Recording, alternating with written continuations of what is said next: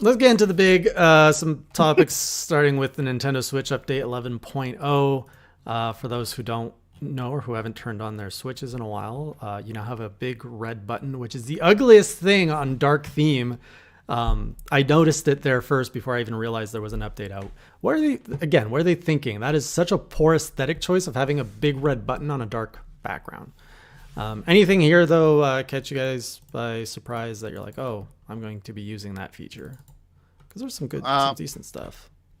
Yeah, I think the most interesting thing is the redesign of the Switch Online though itself. It definitely makes it feel like something new will be coming potentially.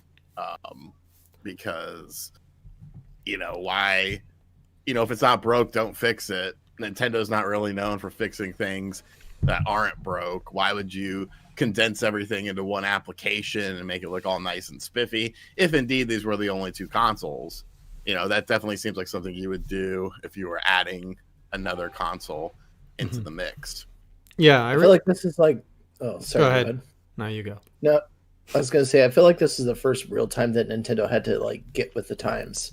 You see Xbox when they had, the 360, the old Blades UI, and then it changed into, something a little bit more modern. And the same when the Xbox One rolled out, and then it kind of evolved into something more user friendly where you could access all this content.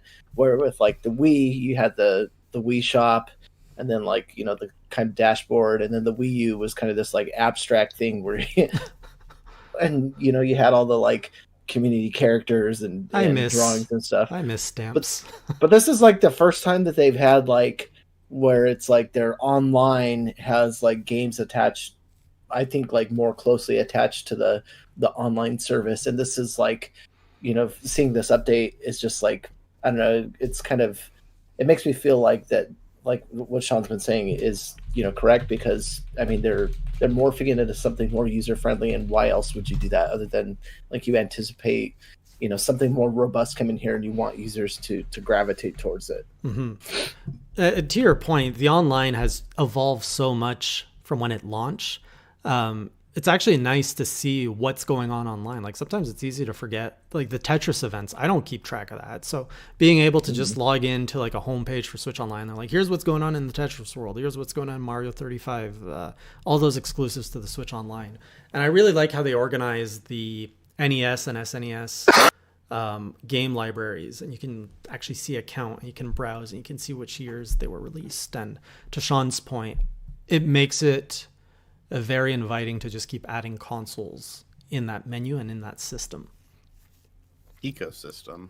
Into the Nintendo ecosystem. It's going to look good. Do you think... Now let's talk about next consoles that would come out. Do you think So everyone would expect the N64 to come out. Do you think that's what they would go next? Or do you think they would go either GameCube or... I think they would go maybe DS. No. How do you have 3 shots at the home run, but you strike every single one of them? Every single one of them. Game Boy Advance. Game Boy Advance is the system. You're right. That's what I was going for. No, you didn't. Obviously, you weren't, because you went N64, which because is in my mind the DS plays Game Boy Advance. Hard to emulate, and one of the games that they're currently selling is an N64 game in a 3-pack. GameCube, which once again, I did not say GameCube. I asked you if you were. No, you said GameCube. You said N64, GameCube, and DS. I said, do you think it will be one of those 3? But that's what you were obviously implying. Anyways, go on. It's going to be Game Boy Advance. I agree with you.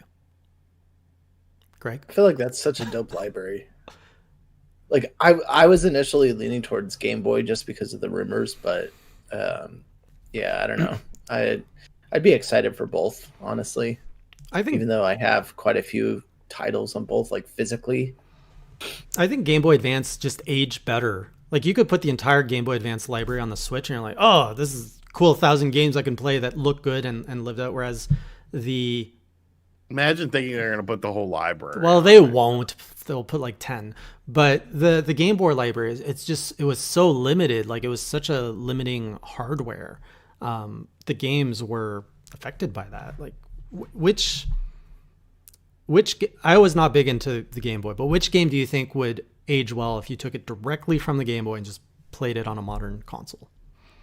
Well, I mean, they had the Game Boy Advance Virtual Console on the Wii U, and there was a ton of games you could get on there. The Castlevania games. This is what I got. Let's see. I mean, there was yes, there was the Castlevania games, Super Mario Advance, some Zelda games, tons of Mega Man games. There was actually Rayman Advance, Metroid Zero Mission, Mario and Luigi Superstar Saga, F-Zero.